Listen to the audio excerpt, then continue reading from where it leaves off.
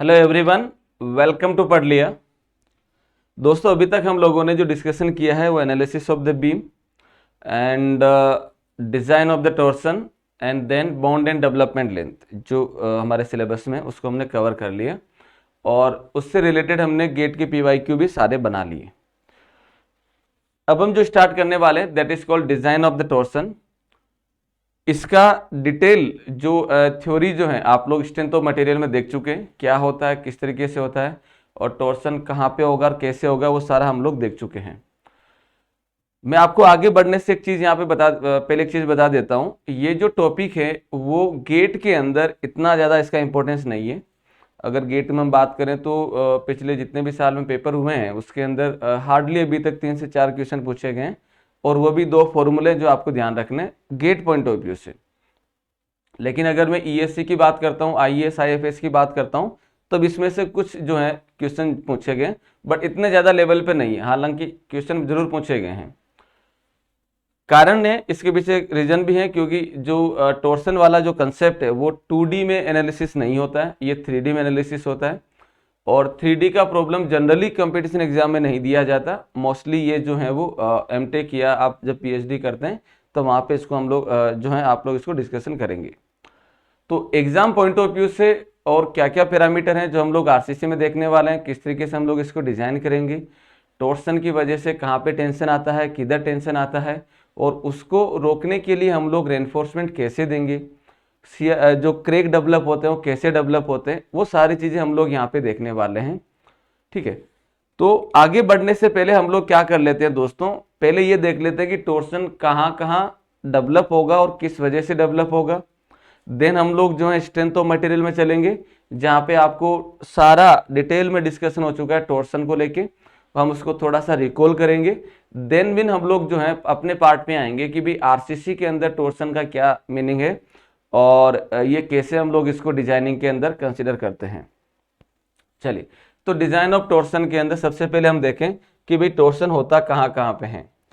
तो टॉर्सन के बारे में मैंने आपको जब हम लोग स्टार्टिंग में बात किए थे, जिसके अंदर हमने LSM के अंदर बेंडिंग स्ट्रेस, एक्सियल स्ट्रेस और शियरिंग स्ट्रेस जब हम डिस्कशन कर रहे थे तो वहाँ पे भी मैंने ये सारी चीज़ें बताई थी, टॉर्सन कैसे होता है और कौन सा कंपोनेंट टॉर्सन इंड्यूस करता है, किस में इंड्यूस करता है। तो उसको लेके मैंने आपको ये बताया था, अगर आपको ध्यान हो तो मान लीजिए आपके पास में ये कोई एक मेन बीम है, this is the main beam, और इस मेन बीम के साथ में this is the main beam और एक मेन बीम ये है, एक मेन बीम आपके पास में ये है। दोस्तों, हम ये जानते हैं कि भाई जब ये मेन बीम जो है वो, जब ये मेन बीम के ऊपर जब लोडिंग आता है, लोडिंग आएगा स्लैब की वजह से, तो दोस्तों जब इसके ऊपर लोडिंग आता है तो ये बीम क्या करेगी, ये बीम ऐसे बेंट होगी, ये बीम क्या करेगी, ये बीम भी कुछ ऐसे बेंट होगी। तो जब बेंडिंग का नेचर होता है तो बेंडिंग का नेचर कैसा होता है, सपोज करिए ये आपके पास में रेक्टेंगुलर बीम है, मैं सिंपली सपोर्टेड बीम की बात कर रहा हूँ। जब ये रेक्टेंगुलर बीम है और ये यहाँ पे सपोर्टेड रहती है, ये सपोर्टेड रहती है, तो जैसे ही बेंडिंग होगा इसके अंदर तो ये बेंडिंग के अंदर क्या सिचुएशन देगा, ये सिचुएशन देगा कुछ ऐसे, ये जो बीम है वो कुछ इस तरीके से अपलिफ्ट करती है कॉर्नर पे, ये अपलिफ्ट करती है कॉर्नर पे। तो जब ये अपलिफ्ट करती है तो ऑब्वियस सी बात है ये वाला एंड क्या करेगा, इस तरीके से रोटेट करेगा, करेगा नहीं करेगा। तो this is the real behaviour of the beam. अगर मैं यहाँ पे ये बोल देता हूँ दोस्तों कि मान लीजिए मेरे पास में यहाँ पे एक बीच में एक बीम और लगा है, this is called secondary beam. ये क्या लगी है, ये सेकेंडरी बीम लगी है इसके साथ के अंदर, this is called secondary beam. तो माय डियर फ्रेंड, जब इस सेकेंडरी बीम पे भी लोड आएगा, जब इस सेकेंडरी बीम पे लोड आएगा तो क्या होगा, ये बीम ऐसे बेंड करेगी, ऐसे बेंड करेगी, तो ये वाला जो पोर्शन है वो इधर रोटेट करने की कोशिश करेगा, ये वाला जो बीम का पोर्शन है ऐसे रोटेट करेगा, look at this, look at this, ऐसे रोटेट करेगा। तो ऐसे रोटेट करेगा दोस्तों, क्या होगा, ये इस प्राइमरी बीम को भी इस तरीके से जो है वो बेंट करेगा, रोटेट करेगा। यानी कि ये जो बीम है इस बीम को क्या करेगी, कुछ इस तरीके से रोटेट करेगी, करेगी नहीं करेगी। तो इसकी वजह से ये बीम क्या होगी, जो बीम ऐसे बेंट हो रही थी, ये वाली बीम इस तरीके से बेंट हो रही थी, इसके साथ साथ ये कुछ इस तरीके से भी आउट ऑफ प्लेन भी जो है वो बेंडिंग में आएगी। तो ये जो आउट ऑफ प्लेन बेंडिंग हो रही है इसको अलग टर्म से डिनोट किया गया, that is called torsional moment, that is called torsional moment. तो यहाँ पे हम लोग ये बोल सकते हैं कि भी सेकेंडरी बीम ने प्राइमरी बीम के अंदर टोर्सन इंड्यूस किया है। सेकेंडरी बीम ने प्राइमरी बीम के अंदर क्या इंड्यूस किया है? टोर्सन इंड्यूस किया है, राइट। तो इस बीम के अंदर बेंडिंग के साथ साथ, इस बीम के अंदर बेंडिंग के साथ साथ क्या हो रहा है? टोर्सन भी आ रहा है। तो एक तो ये प्राइमरी बीम जो है वो सेकेंडरी बीम में टोर्सन इंड्यूस करती है। ठीक ऐसे ही जब आप लोग जो है, मान लीजिए ये कोई मल्टी स्टोरी बिल्डिंग है, this is the multi storey building, और इस मल्टी स्टोरी बिल्डिंग के सपोज करिए यहाँ पे बालकनी दे रखी है, और इस बालकनी पे जब आप लोग स्टैंड करते हैं तो ये क्या होगा? ये बालकनी जो है यहाँ पे इस स्लैब के अंदर या इस बीम के अंदर टोर्सन इंड्यूस करेगी, क्योंकि बालकनी कुछ ऐसे बना हुआ है, लोड यहाँ लग रहा है, तो ये क्या करेगा? बालकनी ऐसे रोटेट करेगी, इस तरीके से रोटेट करेगी। तो ये जो पोर्शन इस बीम से जुड़ा है वो क्या करेगा? इस तरीके से रोटेट करेगा, आउट ऑफ प्लेन बेंडिंग देगा। तो उसकी वजह से क्या होता है? मेन बीम के अंदर टोर्सन इंड्यूस होता है। तो यही चीज हम लोग जो है यहाँ पे देखने वाले हैं दोस्तों। ये चीज हम लोग क्या देखने वाले हैं? इस तरीके से, लुक एट दिस। तो जो मैंने अभी एग्जांपल बताया उसी चीज का ये पिक्चर है। तो अगर हम बात करें यहाँ पे, तो मेरे पास में ये जो सेकेंडरी बीम है, यहाँ पे जो भी लोड लग रहा है, इसकी वजह से इस प्राइमरी बीम के अंदर यहाँ पे क्या हो गया? टोर्सन इंड्यूस हो गया। जो मैंने यहाँ पे पिक्चर बना के बताया था उसका मॉडल रूप ये है। इसके साथ साथ क्या होता है? इसके साथ साथ अगर आपके पास में कर्व्ड बीम है, कर्व्ड बीम है, तो भी ये क्या करेगा? ये कर्व्ड बीम क्या करेगी? जैसे ये बीम होगी तो ये कर्व्ड बीम के ऊपर जब लोड लगता है तो कर्व्ड बीम कहाँ दी जाती है? कर्व्ड बीम दी जाती है, अगर आप मॉल में जाते हो तो मॉल के अंदर जो फ्लोर आप देखते हो, जो प्रोजेक्शन रहता है पहले फ्लोर सेकंड फ्लोर के ऊपर, तो वहां देखते हो तो उसका शेप रेक्टेंगल ना देके कई बार कर्व्ड शेप में भी दिया जाता है, वहां पे टोर्सन होगा। इसके अलावा जब आप फ्लाईओवर से जाते हैं, ब्रिज में जाते हैं, तो ब्रिज के अंदर कर्व्ड शेप रहता है, बॉक्स गर्डर जो रहता है कर्व्ड शेप में दिया जाता है, तो वहां पे भी टोर्सन इंड्यूस होगा। तो ये एग्जांपल उसी के हैं। तो ये जैसे आप यहाँ पे लोड लगाओगे, ये सेक्शन क्या करेगा? इस तरीके से रोटेट करेगा। जब ये ऐसे रोटेट करेगा तो ये इसके अंदर टोर्सन इंड्यूस करेगा। तो कर्व्ड बीम में भी टोर्सन होता है। तो this is the example of this one. Now ये हो गया कुछ ऐसे। अब अगर हम, ये तो बात हुआ कि टोर्सन डेवलप किस किस की वजह से होता है, कहाँ होता है, तो वो हमने देख लिया। अब हम आते हैं इसके एनालिसिस पार्ट पे। तो दोस्तों एनालिसिस पार्ट के अंदर हम लोग ये देखते हैं कि भाई आपने स्ट्रेंथ ऑफ मटेरियल में डिस्कशन किया था, मैं इसको रिकॉल कर रहा हूँ। तो वहां पे आपको जब एग्जाम्पल दिए गए होंगे तो शाफ्ट का एग्जाम्पल देके आपको बताया होगा कि भाई शाफ्ट के अंदर, दिस इज द, मान लीजिए कोई शाफ्ट है, तो जब इसके मैं क्रॉस सेक्शन के यानी कि सेंटर से अगर मैं रेडियल डिस्टेंस के परपेंडिकुलर जब टॉर्क अप्लाई करता हूं, this is known as the torque. जब मैं टॉर्क अप्लाई करता हूं तो ये पूरी की पूरी शाफ्ट को कुछ ऐसे रोटेट करेगा। तो इसकी वजह से जो इफेक्ट हो रहा है उसको हम लोग ट्विस्टिंग या टोर्सन बोलते हैं। क्रॉस सेक्शन पे जो इफेक्ट होगा वो टोर्सन कहलाता है, लेंथ के अलोंग जो इफेक्ट होगा वो ट्विस्टिंग कहलाता है। ठीक है। तो यहाँ पे हम लोगों ने ये बोला कि भी कोई भी एक पर्टिकुलर क्रॉस सेक्शन लिया तो क्रॉस सेक्शन पे ये जो इफेक्ट कहलाया जाएगा वो टोर्सन हो जाएगा, और लेंथ के अलोंग अगर मैं चेंज करता हूं तो ये कहलाया जाएगा ट्विस्टिंग। और ये दोनों ही डेवलप हुए हैं किसकी वजह से? टॉर्क की वजह से। और टॉर्क क्या है? टॉर्क है जो मैं इस सर्कुलर शाफ्ट पे यहाँ पे फोर्स अप्लाई करता हूं, so that is known as the torque. तो my dear friend, torsional equation जो होती है वो क्या हो जाएगी? टॉर्सनल इक्वेशन जो होती है वो हो जाएगी, टॉर्सनल इक्वेशन जो है ये सोम की बात कर रहे हैं हम लोग, तो ये हो जाएगी this is the T by J equal to tau by R is equal to G theta by L, G theta by L. T is the torsion, J is the polar moment of inertia, tau is the shearing stress at the location of radial distance r, and G is the shear modulus, theta is the twisting angle, L is the length। ये सारे parameter आप जानते हैं। So my dear friend, this is the torsion equation, और इसका effect हमें क्या देखना है? इसका इफेक्ट जो है हमें आरसीसी मेंबर में देखना है। तो मैं यहां से अगर थोड़ा सा, यहीं से अगर भी सोम से अगर मैं बात कर रहा हूं, तो सोम से अगर मैं देखता हूं तो भाई मुझे क्या पता चल रहा है कि भाई अगर सर्कुलर सेक्शन होता है, सर्कुलर कोई सेक्शन है, यानी कि शाफ्ट में अगर मैं देखता हूं तो शाफ्ट के अंदर जो इसका इफेक्ट होगा यानी कि टॉर्सनल शियर स्ट्रेस जो आएगी वो क्या हो जाएगी? T by J into R, T by J into R, ये कहलाता है shearing stress, this is called shear stress. तो माय डियर फ्रेंड, यहाँ पे अगर हम देखें तो शियर स्ट्रेस और आर, आर क्या है, आर होगा सेंटर से जो हम डिस्टेंस मेजर करते हैं रेडियल डिस्टेंस, वो वैल्यू। तो मैं वेरिएबल कौन सा हुआ, आर वेरिएबल हुआ। तो यहां पे अगर हम देखें दोस्तों तो मेरे पास में शियरिंग स्ट्रेस डायग्राम जो बनेगा वो डिसाइड करेगा वेरिएबल की पावर।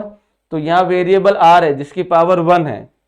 तो अगर मैं सर्कुलर शाफ्ट के लिए शियरिंग स्ट्रेस डायग्राम बनाता हूं तो इसका शियरिंग स्ट्रेस डायग्राम बनेगा कुछ ऐसा, इसका शियरिंग स्ट्रेस डायग्राम बनेगा कुछ ऐसा। अगर मैं इसके लिए डायग्राम बनाता हूं तो ये डायग्राम बनेगा कुछ इस तरीके से, लाइक दिस, यानी कि लीनियर बनेगा और मैक्सिमम होगा टॉप और बॉटम पे, मैक्सिमम होगा टॉप और बॉटम पे सर्कुलर शाफ्ट के लिए। ये किसके लिए बात कर रहे हैं हम लोग, सर्कुलर सेक्शन के लिए बात कर रहे हैं। और सर्कुलर सेक्शन में टोर्सन की वजह से जो शियरिंग स्ट्रेस आती है मैक्सिमम होगी टॉप और बॉटम पे, you can see this one, and it is from the strength of material. लेकिन जब मैं आरसीसी सेक्शन की बात करता हूं दोस्तों, तो आरसीसी सेक्शन के अंदर हमारे पास में जो बिहेवियर होता है, वो जो सेक्शन होता है वो सर्कुलर बीम नहीं होती है। हमारे पास जो सेक्शन होगा वो होगा रेक्टेंगुलर सेक्शन, वो भी आरसीसी का। तो दोस्तों मैं जब रेक्टेंगुलर सेक्शन की बात करता हूं तो रेक्टेंगुलर सेक्शन में बिहेवियर होगा कुछ ऐसे। यहां पे जो टोर्सन आपको दिया गया है, यहां पे जो टोर्सन आपको दिया गया है वो कपल की वजह से, ये इधर लग रहा है, ये इधर लग रहा है, तो ये लग रहा है कपल, ये हो जाएगा आपके पास में कपल की वजह से। तो कपल की वजह से अगर मैं देखता हूं दोस्तों तो कपल क्या होता है, एक अगर टी इधर लग रहा तो ये लग रहा इधर। अब ये प्रैक्टिकल एग्जांपल कैसे, तो घर में जब आप कपड़े निचोड़ते हो तो क्या करते हो, आप अपने कपड़े को या टॉवेल जो भी निचोड़ते हो उसको इस तरीके से ट्विस्ट देते हो, इस तरीके से क्या कर देते हो, इस तरीके से करते हो। तो ये जो लग रहा है कपल लग रहा है, एक तो टी इधर लग रहा है, दूसरा टी इधर लग रहा है, तो this is called the twisting. और ये एग्जांपल आपके पास में कुछ ऐसा ही दे रखा है। अब इस डायग्राम को अगर हम ध्यान से देखें, अगर मैं जो है कपल अप्लाई करता हूं, ध्यान से अगर देखें तो जरा देखें, इसमें देखो कि भाई टोर्सन की, यानी कि इस टोर्सन की वजह से जो सबसे ज्यादा इफेक्ट आ रहा है वो आ रहा है यहां पे, वो आ रहा है यहां पे। क्लियर बात है। तो this is called this is behaviour of the rectangular section और this is behaviour of the circular section. चूंकि हम आरसीसी की बात कर रहे हैं, आरसीसी की बात कर रहे हैं, तो हमारा जो डिस्कशन होगा वो इस टॉपिक को लेके होगा। ये वाली चीज आपने सोम में देख रखी है, ये वाली चीज आपने सोम में देख रखी है, और सोम के करस्पॉन्डिंग आपने सब कुछ बता रखा है कि शेयरिंग स्ट्रेस मैक्सिमम होगा टॉप और बॉटम पे। वहीं अगर मैं आरसीसी बीम की बात करता हूं तो आरसीसी बीम के अंदर जो है वो बिहेवियर होगा कुछ ऐसे। लेकिन आरसीसी बीम के अंदर हमारे पास ऐसा हार्डली कोई सेक्शन बनेगा जिसमें कपल लगता हो, ऐसी कोई बीम नहीं बनेगी कि जिसके अंदर कपलिंग इफेक्ट आ रहा हो। क्यों नहीं बनेगी, क्योंकि हमारे पास में जो बीम है वो बीम या तो फिक्स सपोर्टेड होगी या कंटिन्यूअस होगी। स्ट्रक्चरल के अंदर, फ्रेम स्ट्रक्चर की जब मैं बात करता हूं, चाहे वो रेजिडेंशियल बिल्डिंग हो, चाहे हॉस्पिटल हो, गैराज हो, गोदाम हो, इन सब के अंदर जो बीम्स होती हैं कभी भी सिंपली सपोर्टेड नहीं होगी। द बीम में बी आइदर फिक्स और मे बी जो है कंटिन्यूअस होगी। अगर मैंने प्रोजेक्शन दे रखा है तो फिर वो कैंटिलीवर में बन जाएगी, बट इन स्ट्रक्चर के अंदर कहीं पे भी सिंपली सपोर्टेड बीम नहीं होती है। ठीक है। तो जब मैं बात करता हूं कंटिन्यूअस बीम की और फिक्स बीम की, तो ऑब्वियस सी बात है दोस्तों, आपके पास में जो बीम बनेगा, सपोज करिए this is the beam section, this is the beam section, और इस बीम सेक्शन, ये जो बीम सेक्शन है, ये बीम सेक्शन दोस्तों क्या होगा, ये यहाँ पे इस वॉल से या कॉलम से जुड़ी है, ये इस वॉल या कॉलम से कनेक्टेड है। Look at this, here it is, this is the one. ये मान लो इधर वॉल या कॉलम जा रहा है, तो जब ये यहाँ पे कनेक्टेड है, ऑब्वियस सी बात है, और ये मैं यहाँ पे कोई भी प्राइम सेकेंडरी बीम देता हूँ, ये सेकेंडरी बीम क्या करेगी, यहाँ पे टोर्सन इंड्यूस करेगी। तो इस टोर्सन की वजह से यहाँ पे जो इफेक्ट आएगा वो इफेक्ट होगा कुछ ऐसा, ये वाला, वो इफेक्ट होगा कुछ ये वाला। यानी कि टोर्सन की वजह से जो टेंशन क्रिएट होगा, टोर्सन की वजह से जो टेंशन क्रिएट होगा वो क्रिएट होगा अपर साइड में, यानी कि कंप्रेशन साइड के अंदर। सुनना ध्यान से, ये बाकी चीजों से अलग है। जब मैं ओनली बेंडिंग की बात करता हूं, जब मैं ओनली बेंडिंग की बात करता हूं, तो माय डियर फ्रेंड, बेंडिंग के अंदर हम लोग ये जानते हैं कि भाई इसकी वजह से टेंशन आता है यहाँ पे बॉटम साइड में। दिखती सी बात है, बीम बेंड करेगी तो टेंशन आएगा यहाँ पे, तो हमने टेंशन रेनफोर्समेंट यहाँ दे दिया। लेकिन जब मैं टोर्सन की वजह से बात करता हूं तो दोस्तों टोर्सन की वजह से जो टेंशन हो रहा है वो डेवलप हो रहा है कहां पे, कंप्रेशन साइड में। तो टोर्सन की वजह से जो टेंशन रेनफोर्समेंट प्रोवाइड होगा वो प्रोवाइड होगा किधर की साइड, कंप्रेशन की साइड। लुक एट दिस, वो प्रोवाइड होगा कंप्रेशन की साइड। और इसका कैलकुलेशन होगा टेंशन वाले फॉर्मूलेशन से, इसका कैलकुलेशन होगा टेंशन वाले फॉर्मूलेशन से। कैसे होगा वो भी हम देखेंगे, अभी हम ओनली थोड़ा आइडिया देख रहे हैं कि क्या क्या होगा। तो ये तो पता लग गया कि भी टोर्सन की वजह से जो टेंसाइल स्ट्रेस डेवलप होगी वो डेवलप होगी कंप्रेशन साइड में। सो बेसिक बात है, उसके लिए जो रेनफोर्समेंट दिया जाएगा वो कंप्रेशन साइड में दिया जाएगा। अब कितने के लिए देंगे वो भी आगे हम बात करने वाले हैं, ठीक है। सो this is called this one. Now अब ये हमने बोल दिया कि भाई हमारे पास जब पूरी बीम का जो बिहेवियर होता है वो बिहेवियर हमने यहां पे देख लिया। जब हम इसको एनालिसिस करेंगे तो हमें कोई भी एक क्रॉस सेक्शन लेना होगा। तो जब मैं क्रॉस सेक्शन की बात करता हूं तो मान लो मैंने यहां पे कोई भी एक क्रॉस सेक्शन कट किया और उस क्रॉस सेक्शन को मैंने यहां पे शो कर दिया। Look at this, look at this. तो माय डियर फ्रेंड, यहां पे आपको क्या ध्यान देना है, यहां पे आपको ध्यान ये देना है कि भाई टोर्सन की वजह से जो शियरिंग स्ट्रेस होगा रेक्टेंगुलर सेक्शन के लिए यानी कि आरसीसी सेक्शन के लिए वो सबसे ज्यादा होगा न्यूट्रल एक्सिस पे, सबसे ज्यादा होगा न्यूट्रल एक्सिस पे। जबकि सर्कुलर सेक्शन में यानी कि 100 में आपने देखा था तो सबसे ज्यादा कहां आ रहा था, टॉप और बॉटम पे। ये क्वेश्चन पूछा गया है गेट के अंदर या ईएससी के अंदर कि रेक्टेंगुलर सेक्शन के लिए मैक्सिमम शियरिंग स्ट्रेस कहां डेवलप होती है, तो पहला ऑप्शन यही था टॉप और बॉटम पे, but that answer was wrong. तो यहाँ पे हम लोग क्या बोलते हैं दोस्तों, यहाँ पे हम लोग ये बोलते हैं कि रेक्टेंगुलर सेक्शन होता है तो उसकी वजह से मैक्सिमम शियर स्ट्रेस जो डेवलप होता है वो डेवलप होगा एट द न्यूट्रल एक्सिस। ये हो जाएगा आरसीसी सेक्शन के लिए यानी कि रेक्टेंगुलर सेक्शन के लिए। जबकि सर्कुलर सेक्शन के लिए मैक्सिमम शियरिंग स्ट्रेस डेवलप होता है टॉप और बॉटम पे। तो ये आपको ध्यान रखना है। तो यहां पे मैं इस पॉइंट को मेंशन कर देता हूं, मैक्सिमम शियरिंग स्ट्रेस ये हो जाएगा maximum shear stress, maximum shear stress develop develop develop. अब किसके लिए होगा, तो अगर मैं पहला देख लेता हूं, पहला देख लेता हूं for circular cross section, for circular cross section, तो सर्कुलर क्रॉस सेक्शन के लिए हो जाएगा ये कहां पे होगा, एट टॉप और बॉटम, टॉप और बॉटम, और नहीं एंड, दोनों में एक साथ होगा, top and bottom, top and bottom. ये जो डेवलप होगा वो हो जाएगा टॉप और बॉटम पे। क्लियर है। तो ये हम लोग यहाँ पे देख भी सकते हैं, this is the real picture जो हम लोग इसको देख सकते हैं। लेकिन जब मैं रेक्टेंगुलर सेक्शन की बात करता हूं जो कि आरसीसी का सेक्शन है, उसके अंदर मैक्सिमम शियर स्ट्रेस जो डेवलप होगी वो डेवलप होगी एट द न्यूट्रल एक्सिस। वो कहां डेवलप होगी, that will be develop at the neutral axis. तो दूसरा हो जाएगा for rectangular section, for rectangular cross section, तो मैक्सिमम स्ट्रेस डेवलप होगा at neutral axis, at neutral axis, and you can see this picture tau max. और minimum कहां develop होगा, minimum develop होगा टॉप और बॉटम पे। तो यहां पे अगर हम देखें दोस्तों तो मिनिमम कहां डेवलप हो रहा है, मिनिमम डेवलप हो रहा है टॉप और बॉटम पे। जबकि इसमें मिनिमम कहां डेवलप होगा, इसमें मिनिमम डेवलप होगा न्यूट्रल एक्सिस पे यानी कि जीरो रहता है। तो यहां पे अगर मैं इस चीज को भी मेंशन कर देता हूं तो ये हो जाएगा टॉप और बॉटम पे मैक्सिमम हो रहा है और मिनिमम होगा, ये हो गया मैक्सिमम, और मिनिमम कहां होगा, मिनिमम होगा टॉप और बॉटम पे, टॉप एंड बॉटम पे। सो this is for the rectangular section. और हमारे पास में जो सेक्शन होगा बीम का वो रेक्टेंगुलर सेक्शन ही होता है जिसका बिहेवियर हम लोग कुछ इस तरीके से देख सकते हैं।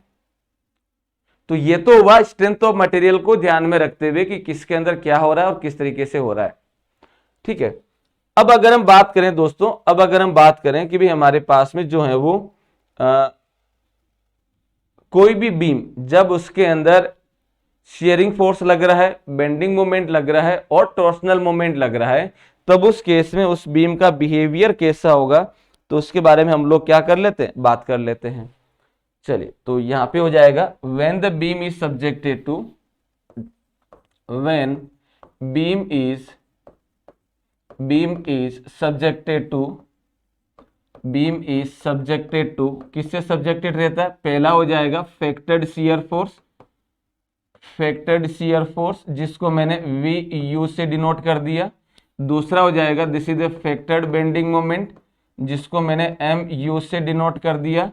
तीसरा हो जाएगा factored torsional moment, factored torsional moment जिसको मैंने डिनोट कर दिया टी यू से, टी यू से।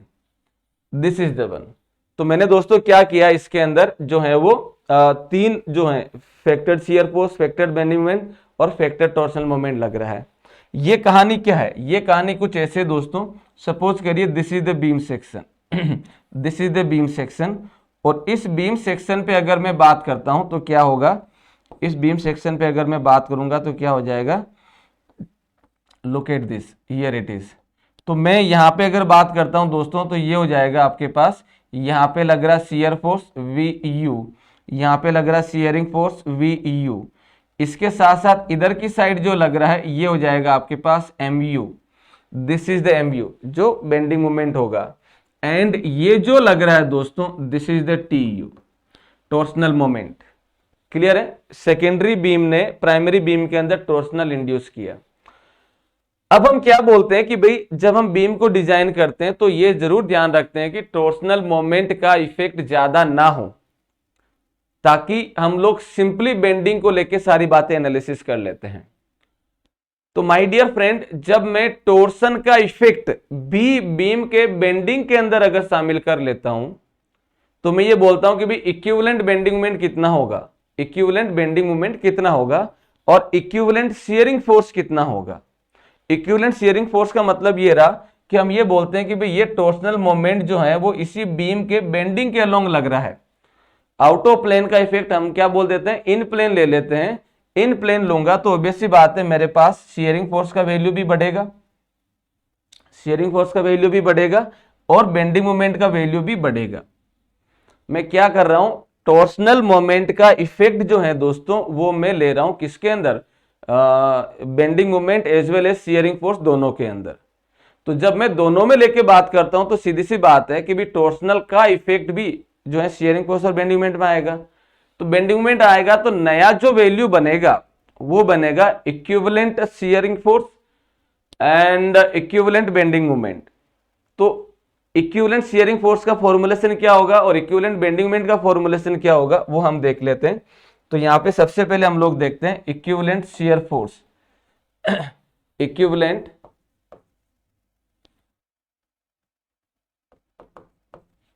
इक्विवेलेंट शियर फोर्स जिसको हम लोग डिनोट करते हैं वी यू। पहले ये शियर फोर्स इतना था, अब ये हो गया इक्विवेलेंट दिस वन। तो वी यू ई हो जाएगा आपके पास में, दैट इज ये हो जाएगा V U plus 1.6 T U upon B, 1.6 T U upon B. This is the equivalent shearing force, this is the equivalent shearing force. Simple.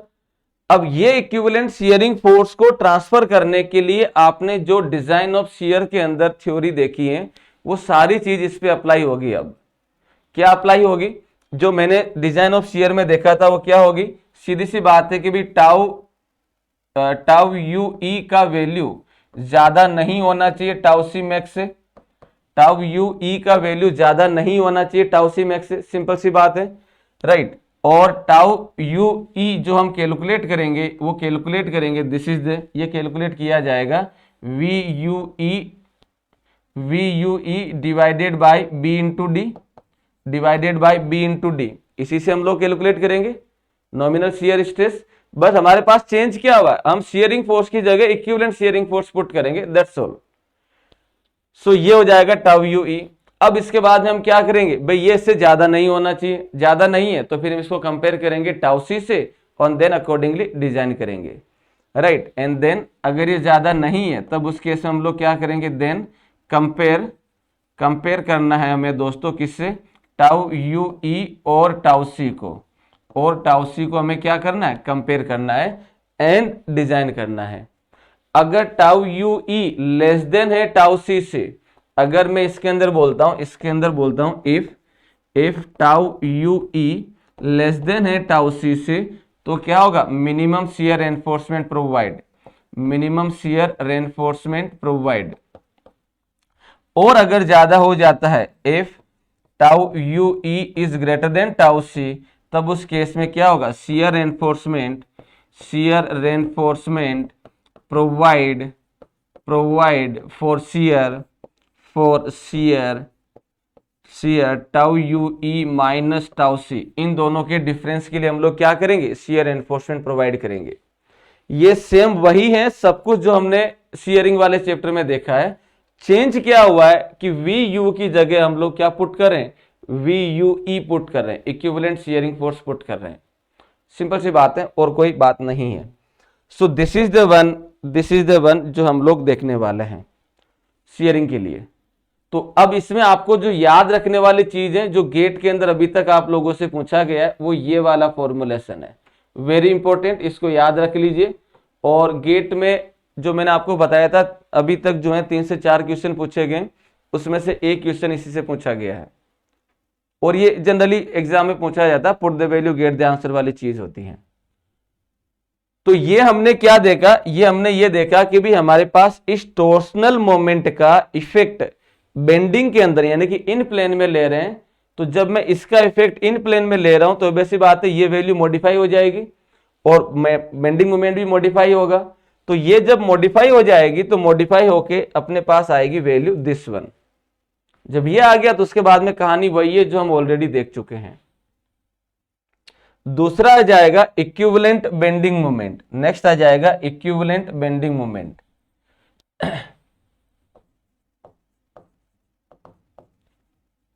Equivalent bending moment MUE, यह आ जाएगा MUE, इक्विवेलेंट बेंडिंग मोमेंट।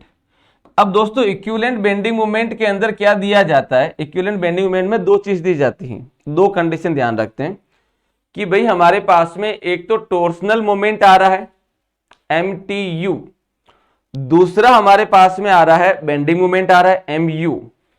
तो इन दोनों का relation क्या है, तो यहां पे मैं बात करूंगा MUE1 दो कैटेगरी में डिवाइड कर रहा हूं, जो हो जाएगा MUE1, ये क्या होगा, that is the MU plus MTU। What is the MTU, पहले मैं MTU लिख देता हूं। This is the MTU is equal to that is TU by 1.6, ये हो जाएगा 1 plus D by B, that is the 1। तो माय डियर फ्रेंड, ये जो वैल्यू बनेगा वो वैल्यू बनेगा TU अपॉन ये हो जाएगा TU अपॉन 1/7 होगा, TU upon 1/7, 1 plus D by B. D is the overall depth, B is the overall width. मैं यहाँ पे क्लियरली मेंशन कर देता हूं, D यहाँ पे ओवरऑल डेप्थ होगा और B यहाँ पे हो जाएगा, कैपिटल B यहाँ पे हो जाएगा ओवरऑल विड्थ। अब मैं यहाँ पे देखो, अभी तक मैंने जो है स्मॉल b और कैपिटल B को बराबर मान के चला था, बट हियर मैं बराबर मान के नहीं चलूंगा, कुछ वैल्यू चेंजेस हैं। तो मैं इसको क्लियरली मेंशन कर रहा हूं कि यहाँ पे कैपिटल B का मतलब ओवरऑल विड्थ है, आप इफेक्टिव विड्थ नहीं ले सकते। तो this is the torsional moment. अब अगर इसका वैल्यू बहुत कम है, जनरली बहुत कम रहता है, तो हम लोग ये बोलते हैं कि काम करो, यहां से जो वैल्यू निकला है इस वैल्यू को आप बेंडिंग मोमेंट में ऐड कर दो और उसको लेकर एनफोर्समेंट प्रोवाइड कर दो। Need not to be extra enforcement देने की आवश्यकता नहीं है। तो जनरली हम लोग क्या करते हैं, जनरली हम लोग बोलते हैं generally beam is design for MUE1। Generally beam जो है MUE1 के लिए डिजाइन होती है, कारण क्योंकि टॉर्सनल का इफेक्ट जरा जो है बहुत कम रहता है, सो इट्स ओके। लेकिन अगर ऐसा कोई सिचुएशन बन गया जहां पे आपके पास MTU यानी कि टॉर्सनल की वजह से जो मोमेंट आ रहा है वो ज्यादा हो जाता है, किससे MU से।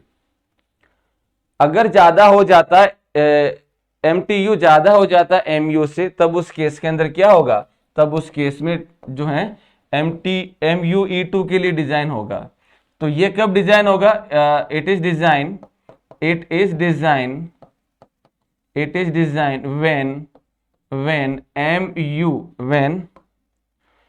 when MTU is greater than MU।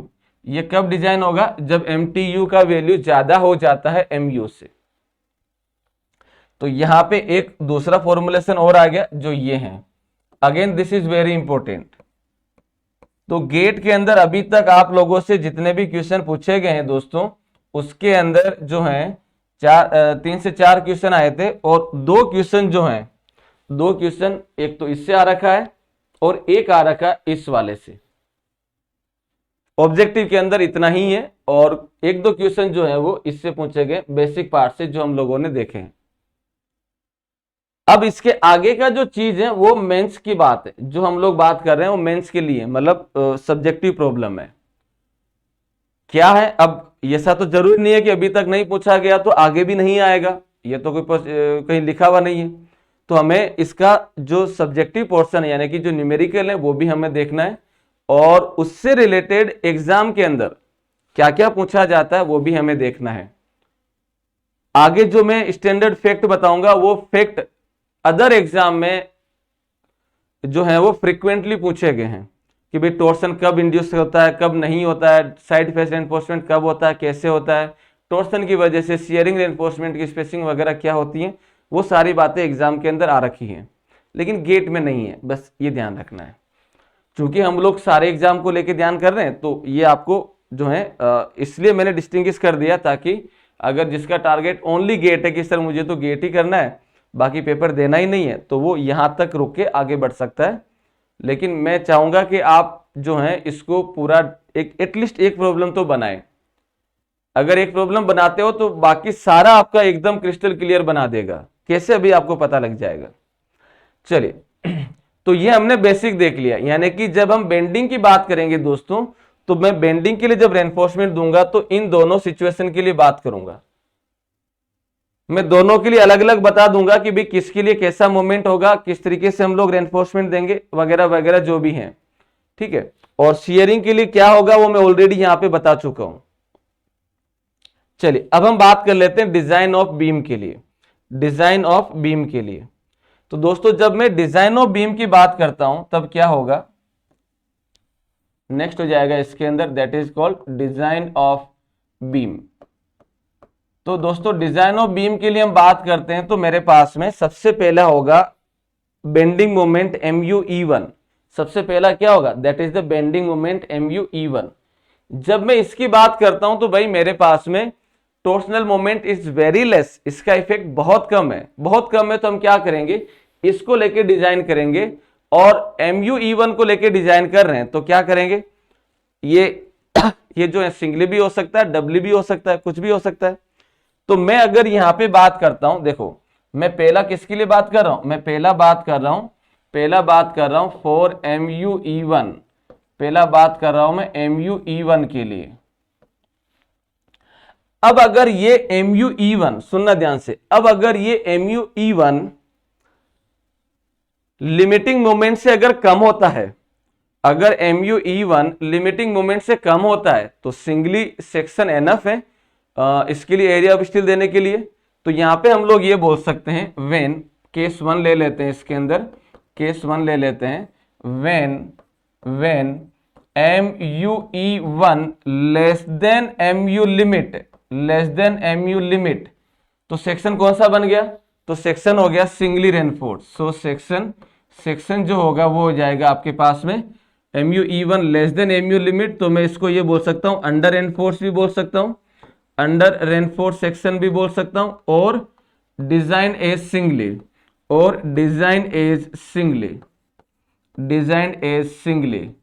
और सिंगली के लिए अगर मुझे डिजाइन करना है, डिजाइन का मतलब मुझे एरिया ऑफ स्टील निकालना है, तो एरिया ऑफ स्टील कैसे निकलेगा, तो इसके लिए हम लोग ये जानते हैं दैट XU हो जाएगा, that is 0.87 FY into AST divided by 0.36 B into FCK, और यहां पे आ जाएगा MuE1 is equal to 0.87 FY into AST into D minus 0.42 into XU। चूंकि मेरे पास में अंडर एनफोर्स सेक्शन है और अंडर एनफोर्स सेक्शन के लिए XU का वैल्यू आप XU ही लिखते हैं जो आपके पास में आया है। और यहां पे मैं बोल रहा हूं डिजाइन कर रहा हूं, डिजाइन करने का मतलब एरिया ऑफ स्टील निकालना है। तो मैं यहां पे अगर देखता हूं दोस्तों XU के अंदर भी एरिया ऑफ स्टील आ रहा है और XU को मैं यहां पे पुट कर रहा हूं, तो सिंपल सी बात है भाई, इस XU को उठा के यहां पुट कर दो। MuE1 ऑलरेडी आपको पता है, तो बस एक अननोन एक इक्वेशन एरिया ऑफ स्टील आ जाएगा। तो ये एरिया ऑफ स्टील जो आया है, ये एरिया ऑफ स्टील आप प्रोवाइड करेंगे किधर की साइड, बॉटम साइड में, टेंशन साइड में। ठीक है, this is the singly reinforce section, right. अब अगर हम मान लेते हैं केस 2 के अंदर हम ये मान लेते हैं कि भाई हमारे पास में जो है MuE2 ज्यादा है MU लिमिट से, तब कौन सा डिजाइन होगा, तब डिजाइन होगा दोस्तों ये डिजाइन होगा डबली के लिए। तो वो देख लेते हैं केस 2।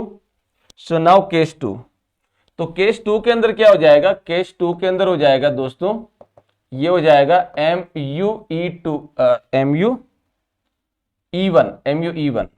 MuE1 जो है MuE1 is greater then MU। तो इसका मतलब क्या हो गया, इसका मतलब ये हो गया this is the over enforce section, over enforce section. तो ओवर एनफोर्स सेक्शन क्या होगा, design as doubly reinforce, design as doubly reinforce section, doubly reinforce section. Clear है, डबली रेनफोर्स सेक्शन की तरह डिजाइन करेंगे। अब डिजाइन का मतलब हमें एरिया ऑफ स्टील निकालना, बात सीधी सी है। तो मैं क्या लिख रहा हूं देखिए इसको, ये हो जाएगा that is MuE1 is equal to, ये हो जाएगा M1 प्लस M2। सुनना ध्यान से, ये क्या लिख दे रहा हूं मैं, MuE1 is equal to M1 plus M2, और यहां पे M1 किसके बराबर हो जाएगा, ये हो जाएगा MU लिमिट के बराबर, ये बराबर हो जाएगा MU लिमिट के बराबर। भाई MuE1 लिमिटिंग से ज्यादा है तभी हम लोग डबली की तरह डिजाइन कर रहे हैं।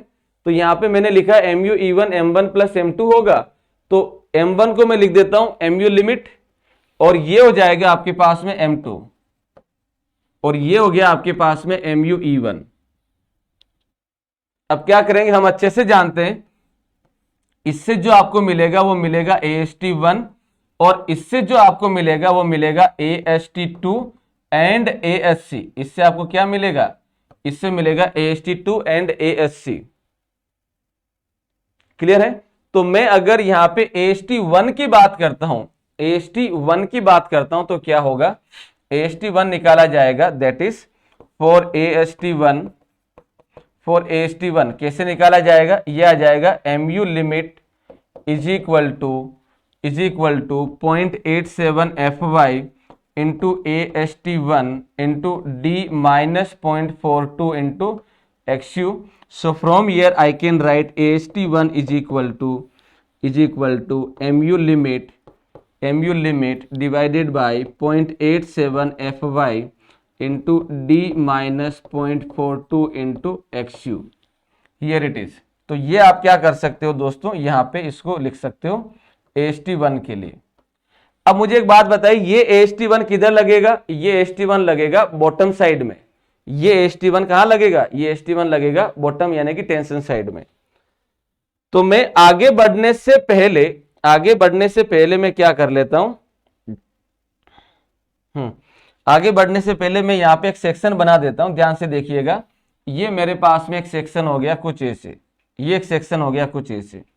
इस सेक्शन में मैंने क्या किया दोस्तों, यहां पे मैंने इस सेक्शन में मैंने क्या किया दोस्तों, यहां पे मैंने जो है वो बार लगा दी कुछ ऐसे। ये मैंने जो है वो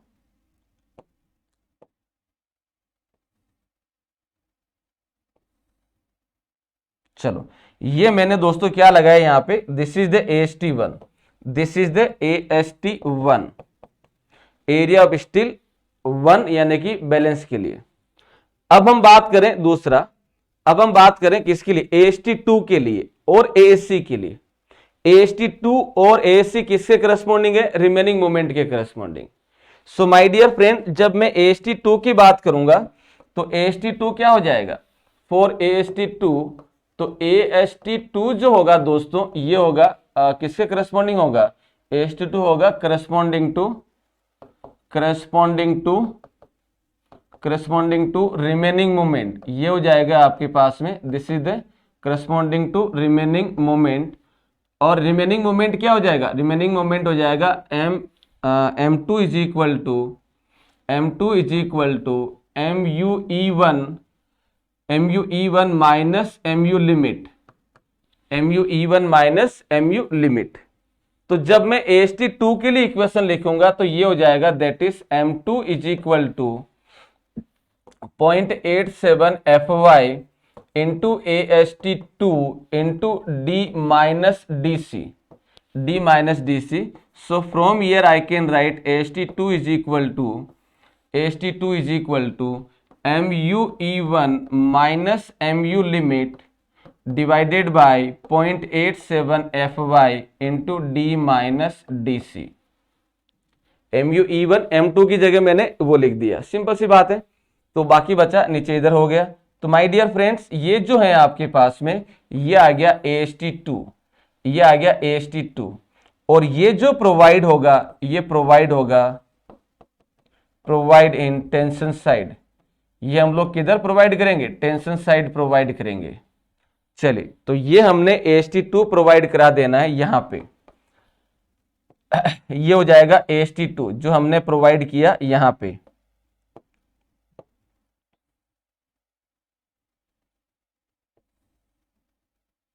दिस इज द वन। तो माय डियर फ्रेंड, जब मैं यहाँ पे प्रोवाइड करूंगा तो ये हो जाएगा आपके पास में AST2, ये हो जाएगा दोस्तों आपके पास में AST2, और ये आपने प्रोवाइड किया सो ये हो जाएगा AST2, और ये आपने टेंशन साइड में प्रोवाइड किया। क्लियर, M2 यानी कि रिमेनिंग मोमेंट के करस्पॉन्डिंग। सिमिलरली अब हमें क्या कैलकुलेट करना है, अब हमें कैलकुलेट करना ASC, ये हम प्रोवाइड करेंगे कंप्रेशन साइड में, और ASC किसके करस्पॉन्डिंग है, M2 यानी कि रिमेनिंग मोमेंट के करस्पॉन्डिंग। तो मैं यहां पे कैलकुलेट कर लेता हूं, ये AST2 हो गया। सिमिलरली मैं बात करूंगा ASC की, तो ये हो जाएगा दोस्तों फॉर ASC, ये हो जाएगा ASC, और ASC के लिए होगा this is corresponding to remaining moment, remaining moment. और रिमेनिंग मोमेंट के लिए अगर मैं इक्वेशन लिखूंगा तो ये हो जाएगा that is M2 is equal to क्या होगा, C2 इंटू लिबराम 2, C2 इंटू लिबराम 2। तो क्या इक्वेशन बनेगी C2 इंटू लिबराम 2 की, this is the ASC into FSC minus FCC into D minus DC। So from here अगर मैं ASC निकालूंगा तो ये आ जाएगा आपके पास that is MUE1 minus MU limit divided by FSC minus FCC into D minus DC। और ये आपके पास में आ गया दोस्तों क्या चीज, कंप्रेशन स्टील। कहां प्रोवाइड होगा, कंप्रेशन साइड में। तो ये प्रोवाइड होगा किसमें, प्रोवाइड इन कंप्रेशन साइड। तो ये हम लोग किसमें प्रोवाइड कर रहे हैं, कंप्रेशन साइड में प्रोवाइड करेंगे। तो मैं यहां पे क्या कर देता हूं दोस्तों, इसके अंदर कंप्रेशन साइड में स्टील जो है वो प्रोवाइड कर देते हैं। तो ये लो जी, ये हमने यहां पे प्रोवाइड कर दिया कंप्रेशन साइड में।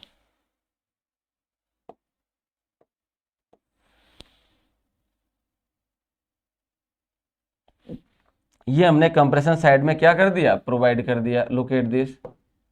Look at this. तो इसको हम क्या कर दे रहे हैं, यहाँ पे प्रोवाइड कर देते हैं कुछ ऐसे। तो ये हो जाएगा कुछ ऐसे, ये हो जाएगा कुछ ऐसे। सो माय डियर फ्रेंड्स, ये जो हुआ है आपके पास, दिस इज द वन, ये यहाँ पे आ जाएगा कुछ ऐसे। इसको अलग कलर में बता देते हैं। तो ये हो गया दोस्तों हमारे पास,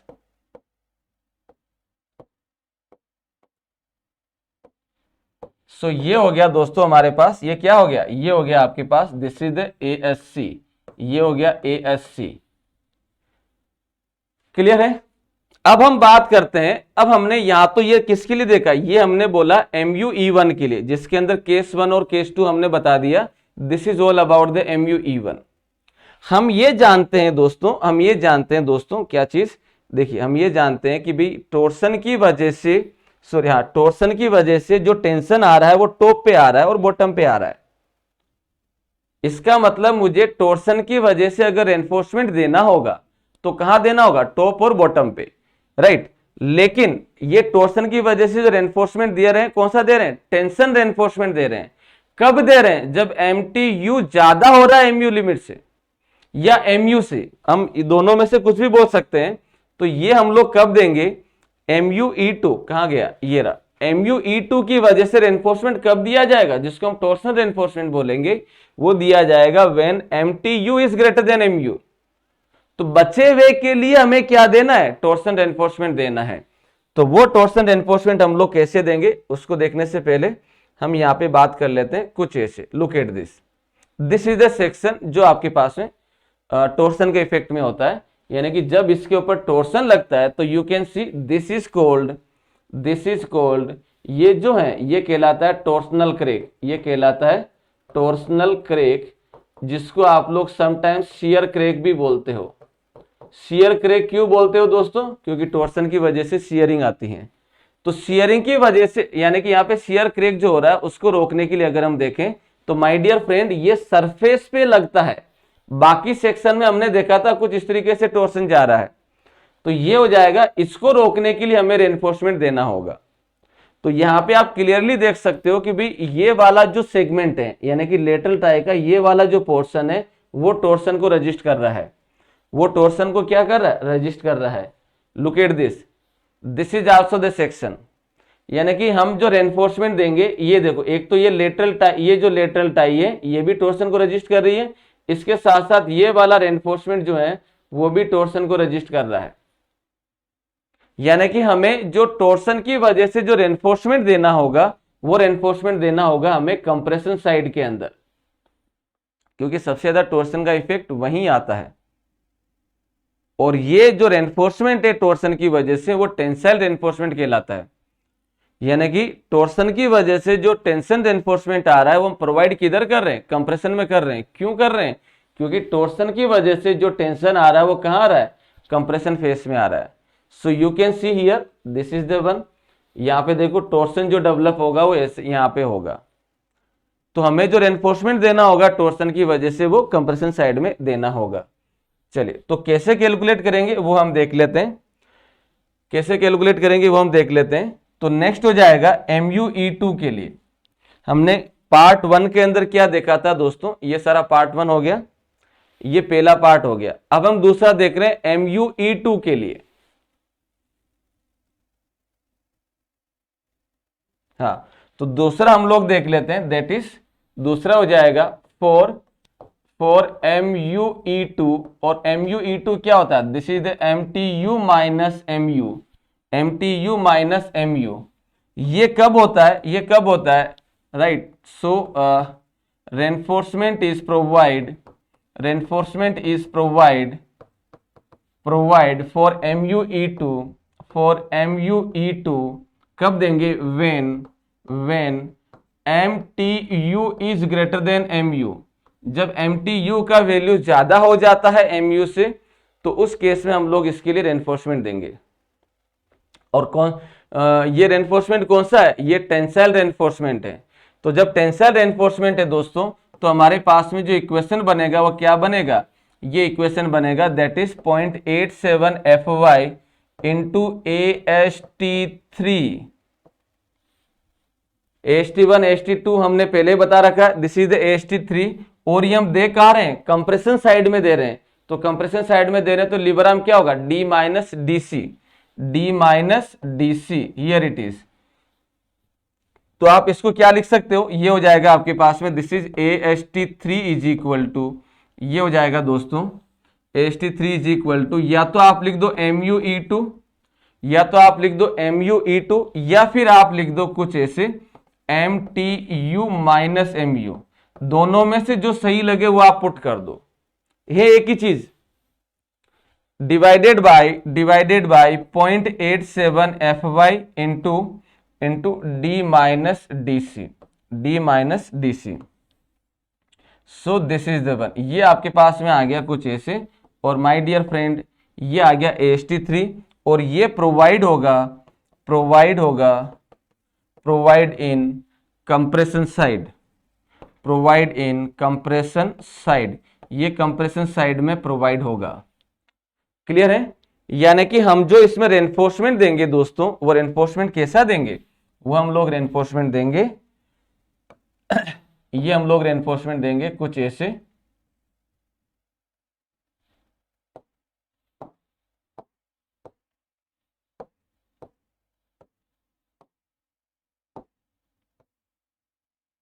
हियर इट इज। तो दोस्तों ये हो गया आपके पास में, ये हो गया AST3। So this is the complete detailing of the reinforcement for the torsional section.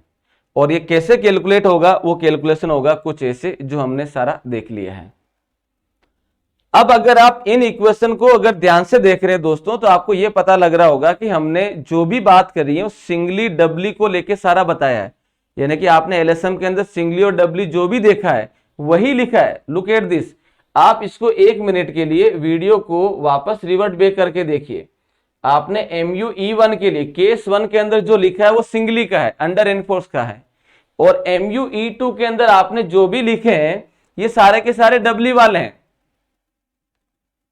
और अलग से कुछ नहीं किया। बस आपने जो रिमेनिंग मोमेंट था या जो मोमेंट था, वहां पे हम लोग लिख रहे थे bending moment due to the load, यहां पे हम लिख रहे हैं इक्विवेलेंट बेंडिंग मोमेंट, क्योंकि भी टॉर्सन का इफेक्ट भी ले रहे हैं। तब उस केस में क्या कहानी होगी वो सारी लिखी है। अपार्ट फ्रॉम दिस हमने कुछ नहीं किया है, ओनली वन पार्ट एक्स्ट्रा जो हमने ऐड किया है वो ऐड किया है ये वाला हमने एक्स्ट्रा ऐड किया है। Rest all are the same. तो AST कैसे कैलकुलेट होगा, AST1, AST2, ASC कैसे कैलकुलेट होगा, AST3 कैसे कैलकुलेट होगा, तो ये सारी चीजें आपको क्या रखना है, ध्यान रखना है। और इससे रिलेटेड जो है आपको प्रॉब्लम भी देखना है एग्जाम में कैसे आता है। सिंपल सी बात है, कोई बहुत बड़ी बात नहीं है। ठीक है, अब हम आगे बात कर लेते हैं इसके अंदर। सो माय डियर फ्रेंड, ये हमने जो देखा है वो सारा MU के लिए यानी कि बेंडिंग मोमेंट के लिए देख लिया। अब अगर हम थोड़ा सा ये देखें कि भाई हमारे पास जो है जो शियरिंग रेनफोर्समेंट दे रहे हैं, शियरिंग रेनफोर्समेंट के लिए हमने इक्विवेलेंट शियरिंग फोर्स देख लिया था क्या होता है। जो हमने जो बात करी थी वो क्या बात करी थी दोस्तों, इक्विवेलेंट शियरिंग फोर्स के लिए अगर हम बात करें तो हमने बोला था ये वाली चीज यहां पे। तो VUE इक्विवेलेंट शियरिंग फोर्स जो है वो VU plus 1.6 TU by B से हम लोग कैलकुलेट करते हैं, और यहां पे हमने सारा देख लिया था। अब हम आते हैं इसकी स्पेसिंग पे आते हैं। ठीक है, तो दोस्तों हमने जब स्पेसिंग की बात करी थी तो स्पेसिंग के अंदर क्या पॉइंट था हमारे पास। अगर हमने स्पेसिंग की जब बात करी थी तो स्पेसिंग क्या था हमारे पास, स्पेसिंग था कुछ ऐसे। तो दोस्तों जब हमने सिंगल यानी कि जब नॉर्मल हम बीम को डिजाइन कर रहे थे तो भाई हमारे पास स्पेसिंग क्या आ रहा था, स्पेसिंग आ रहा था कुछ ऐसे SV is equal to that is 0.87 FY into ASV into D divided by VSU। LSM में ये लिखते थे। मिनिमम शियरिंग रेनफोर्समेंट के करस्पॉन्डिंग हम लोग लिख रहे थे, क्या लिख रहे थे, ये हम लोग लिख रहे थे that is ASV upon BSV greater than equal to 0.40 upon 0.87 FY। ये हम लोग लिख रहे थे व्हेन प्योर शियर, जब हमारे पास में प्योर शियर लगता है तब उस केस में हम लोग ये वाले फॉर्मुलेशन को लेके बात कर रहे थे। बट माय डियर फ्रेंड्स, यहां पे हम लोग जो बात कर रहे हैं वो बात कर रहे हैं जहां पे शियर भी लग रहा है, बेंडिंग भी लग रहा है और टॉर्सन भी लग रहा है। तीनों चीजें लग रही हैं, शियर भी आ रहा है, बेंडिंग भी आ रहा है, टॉर्सन भी आ रहा है। तब उस केस में हमें जो स्पेसिंग देना होगा या मिनिमम शियरिंग रेनफोर्समेंट जो लेना होगा वो बातें आपको जरा ध्यान रखनी पड़ेगी, क्या होती कैसे होती है। चलिए, तो मैं आगे बढ़ने से पहले यहाँ पे जो है आपको डिजाइन ऑफ शियर की बात कर लेते हैं। सो दोस्तों डिजाइन ऑफ शियर का जो केस है वो हम लोग नेक्स्ट क्लास के अंदर डिस्कशन करेंगे क्या क्या पैरामीटर हैं, कौन कौन से नोटेशन हम लोग यूज करेंगे और किस तरीके से हम यूज करेंगे। तो इस क्लास के लिए इतना ही। नेक्स्ट क्लास में जो शेयरिंग वाला पोर्शन है और एक न्यूमेरिकल डिस्कशन करेंगे। Thank you.